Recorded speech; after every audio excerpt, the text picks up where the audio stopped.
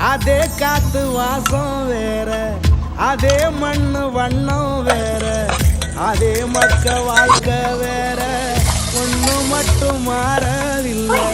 மத்த நாட்டு சுவையெல்லாமே ஒத்த வேலை உடைய போல, சுத்தமான நம்மூர் சுவையோ ஆத்தா தந்த உசுர போல.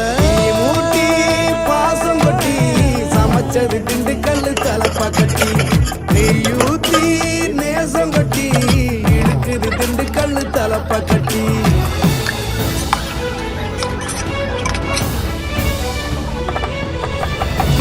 மூட்டி பாசம் கொட்டி சமைச்சது திண்டுக்கல் தலப்பா கட்டி, நெய்யூத்தி நேசம் கொட்டி படைச்சது திண்டுக்கல் தலப்பா கட்டி.